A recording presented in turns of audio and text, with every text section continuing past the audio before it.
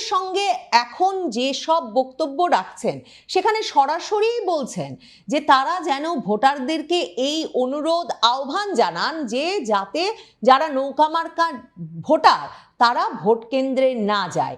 এবং শেখ হাসিনা পরিষ্কার করে এটাও বলছেন, যে কথাটা তিনি কিন্তু আন্তর্জাতিক সংবাদ মাধ্যমেও বলেছেন, যে আওয়ামী লীগের ভোটাররা যদি ভোট কেন্দ্রে না যায়, 50%র বেশি ভোটার যদি ভোট কেন্দ্রে না যায়, তারা যদি এই নির্বাচনকে একটা বৈধতা না দেয়, তাহলে যে সরকারটা ক্ষমতায় আসবে তারা দেখতে চান, আওয়ামী লীগ দেখতে চায়, শেখ হাসিনা দেখতে চান সেই সরকারটা কদিন টিকতে পারে, কতটা স্থিতিশীলতা পায়।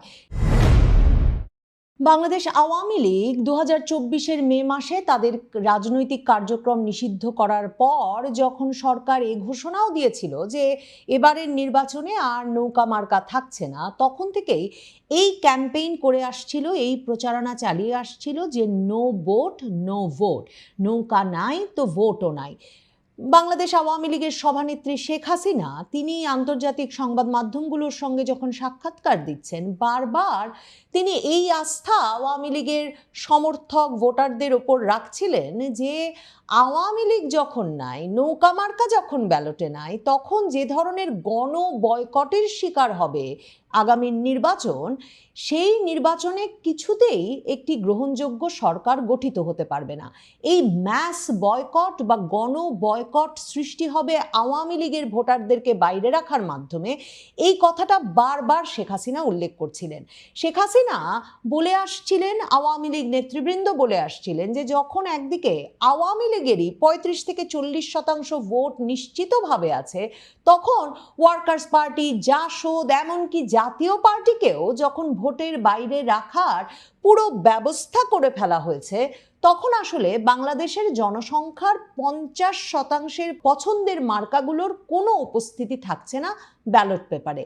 কাজেই যে ভোটে 50% মানুষের প্রিয় মার্কা নাই, সেই ভোটে কেনই বা মানুষ ভোট দিতে যাবেন, সে প্রশ্ন বারবার আওয়ামী লীগ নেতৃবৃন্দ তুলছিলেন।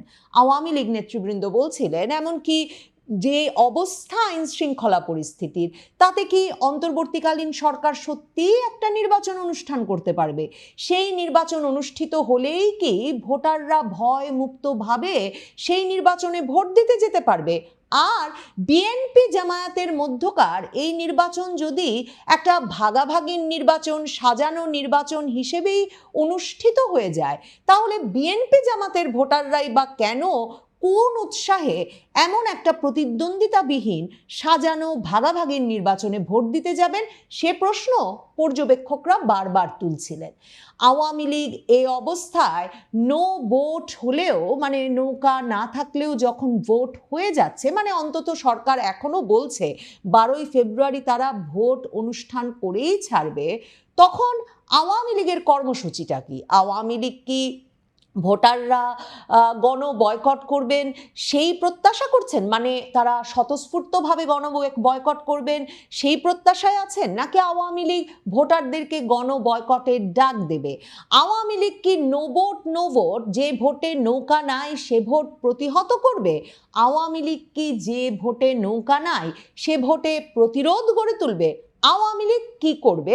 এই নিয়ে যখন একটা কৌতূহল তীব্র হয়ে উঠছিল, এমনকি আওয়ামী লীগের ভোটার সমর্থকদের মধ্যে, যে আওয়ামী লীগের নির্দেশনাটা কি। কারণ আওয়ামী লীগ সভানেত্রী শেখ হাসিনা বলেছেন, এবং আন্তর্জাতিক সংবাদ মাধ্যমেও কয়েক দফায় তিনি এই কথাটা উল্লেখ করেছেন, যে এই যে ইউনূস সরকার কিংবা বিএনপি জামাত কিংবা ছাত্রদের নতুন দল, তারা যে একেবারে ঐকমত্যে পৌঁছেছে যে কিছুতেই আওয়ামী লীগকে নির্বাচন করতে দেওয়া হবে না, তার একমাত্র কারণ হচ্ছে তারা জানে আওয়ামী লীগ যদি 2024-এর 5ই আগস্টে আওয়ামী লীগ সরকারের পতন ঘটানোর পরেও এখনো যদি নির্বাচনে অংশ নেওয়ার তাদের অনুমতি থাকতো, তাদেরকে যদি নির্বাচনে অংশগ্রহণ করতে দিত এই অন্তর্বর্তীকালীন সরকার এবং তাদের পক্ষের এই রাজনৈতিক দলগুলো, তাহলে শেষ পর্যন্ত আওয়ামী লীগই আবারও নির্বাচনে জয়ী হয়ে আসতো।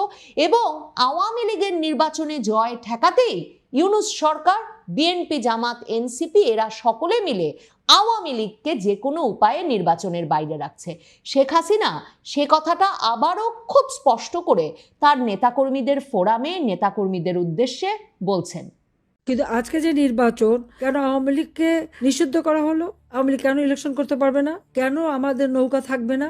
তার কারণটা খুব স্পষ্ট। তারা জানে যতই আমার বিরুদ্ধে বদনাম দিক, যতই আমাকে মৃত্যুদণ্ড দিক, আওয়ামী লীগ যদি ইলেকশনে অংশগ্রহণ করে তো জনগণ আওয়ামী লীগকেই ভোট দেবে। কারণ তারা আওয়ামী লীগকেই চায়, কারণ আওয়ামী লীগ সন্ত্রাস দমন করে মানুষের জীবনের নিরাপত্তা নিশ্চিত করেছে। আওয়ামী লীগ জনগণের আর্থসামাজিক উন্নতি করে তাদের মাথাপিছু আয় বৃদ্ধি করেছে, তারা খেয়ে পড়ে সুখে ছিল, শান্তিতে ছিল। শেখ হাসিনা পুত্র সজীব ওয়াজেদ জয় একটা স্পষ্ট স্ট্যাটাস দিয়েছেন রোববারে। সেই স্ট্যাটাসে তিনি সরাসরি পরিষ্কার করে বলেছেন যে এটা কোনো ভোট নয়, এটা একটা ফাঁদ। বাংলাদেশকে রক্ষা করতে এই পাতানো নির্বাচনে অংশ নেবে না বাংলাদেশ। বাংলাদেশে আসন্ন নির্বাচন কোনো স্বচ্ছ গণতান্ত্রিক প্রক্রিয়া নয়, এটা অবৈধ জামাতি ইউনূস সরকারের সাজানো নাটক। আরেকটা নাটকের মাধ্যমে পাতানো নির্বাচনকে বৈধতা দেওয়ার চেষ্টা চলছে। ঠিক যেমনভাবে জুলাই আগস্টে সাধারণ শিক্ষার্থীদের সামনে রেখে উগ্র মৌলবাদী শক্তি ক্ষমতা দখল করেছিল, আজও একই কৌশল প্রয়োগ করা হচ্ছে। আওয়ামী লীগ স্পষ্টত মনে করছে যে যেই উগ্র মৌলবাদী শক্তি 2024 সালের 5ই আগস্ট শেখ হাসিনা সরকারের পতন ঘটানোর মাধ্যমে বাংলাদেশের ক্ষমতার নিয়ন্ত্রণে চলে এসেছে, সেই গোষ্ঠীটিকেই জয়লাভ করাতে এই নির্বাচন সাজিয়ে গুছিয়ে অনুষ্ঠান করে দিচ্ছে অবৈধ ইউনূস সরকার। সজীব ওয়াজেদ জয় বিশেষণ ব্যবহার করেছেন অবৈধ জামাতি ইউনূস সরকার।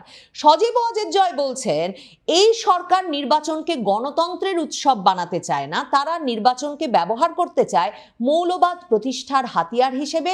ভোটের বাক্স নয়, পরিকল্পিত স্ক্রিপ্টই এখানে মূল বিষয়। জনগণের মতামত নয়, ইউনূসের সেট করা প্ল্যানই এখানে শেষ কথা।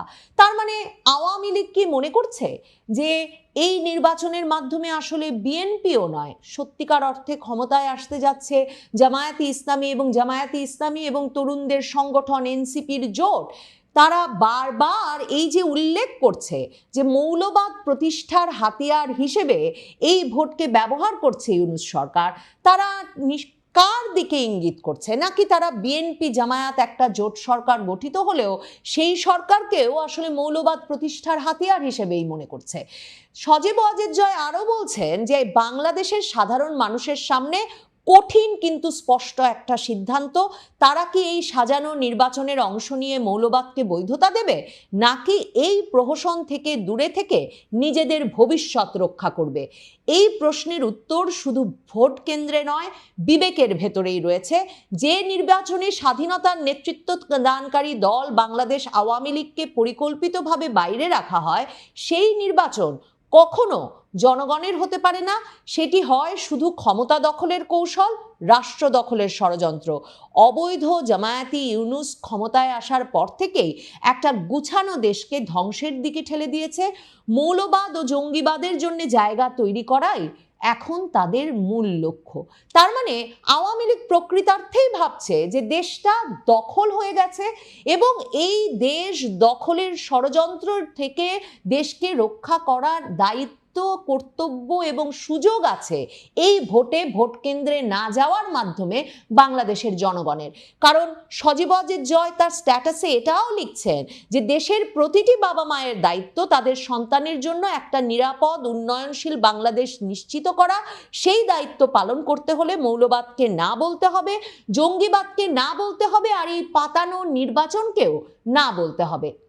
শেখ হাসিনা তার নেতাকর্মীদের সঙ্গে এখন যে সব বক্তব্য রাখছেন সেখানে সরাসরি বলছেন যে তারা যেন ভোটারদেরকে এই অনুরোধ আহ্বান জানান যে যাতে যারা নৌকা মার্কা ভোটার তারা ভোট কেন্দ্রে না যায়। এবং শেখ হাসিনা পরিষ্কার করে এটাও বলছেন, যে কথাটা তিনি কিন্তু আন্তর্জাতিক সংবাদ মাধ্যমেও বলেছেন, যে আওয়ামী লীগের ভোটাররা যদি ভোট কেন্দ্রে না যায়, 50% বেশি ভোটার যদি ভোট কেন্দ্রে না যায়, তারা যদি এই নির্বাচনকে একটা বৈধতা না দেয়, তাহলে যে সরকারটা ক্ষমতায় আসবে তারা দেখতে চান, আওয়ামী লীগ দেখতে চায়, শেখ হাসিনা দেখতে চান সেই সরকারটা কদিন টিকতে পারে কতটা স্থিতিশীলতা পায়।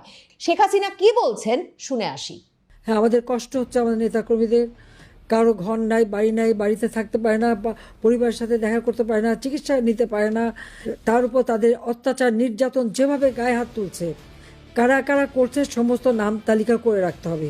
আর আমার বিরুদ্ধে তো একটা তো হচ্ছে প্রায় 400-র উপরে মামলা, আমি হত্যা করেছি, তার উপর আবার মৃত্যুদণ্ড দিয়েই দিয়েছে। তো এখন আর ভয় কিসের? ওই শাস্তি তো পেয়ে গেছি। এবং ওই নির্বাচনে সবাইকে বলে দিতে হবে জনগণকে যে আপনাদের ভোট কেন্দ্রে যাওয়ার দরকার নেই, ভোট তো ওরা নিজেরা ঘোষণা দিয়ে নেবে, তারপরে তাদের নির্বাচনের কি হয় সেটা আমরা দেখব। এরপরে সরকার গঠন কারা করে আর কিভাবে চলে সেটা আমরা দেখব। জনগণকে এ ব্যাপারে শক্ত থাকতে হবে। সজীব ওয়াজেদ জয় মানে ভোট নয় ফাঁদ, বাংলাদেশের প্রতিটি নাগরিকের দায়িত্ব এই ভোটকে অংশ নিয়ে এই ভোটকে কোনো বৈধতা না দেওয়া, প্রতিটি বাবা মায়ের এবং জনগণের দায়িত্ব সন্তানের জন্য নিরাপদ বাংলাদেশ করতে, মৌলবাদ এবং জঙ্গিবাদকে না বলা, ভোট দিতে না যাওয়ার মাধ্যমে এসব কথা বলে তার ফেসবুক স্ট্যাটাস শেষ করেছেন আবার এটা বলে যে এটা ভোট বর্জনের ডাক নয়, এটা রাষ্ট্র বাঁচানোর ঘোষণা, এটা কোনো দলের স্বার্থ নয়, এটা বাংলাদেশের ভবিষ্যৎ। সুতরাং এই অবৈধ পাতানো নির্বাচন বর্জন করুন, নো ভোট নো ভোট।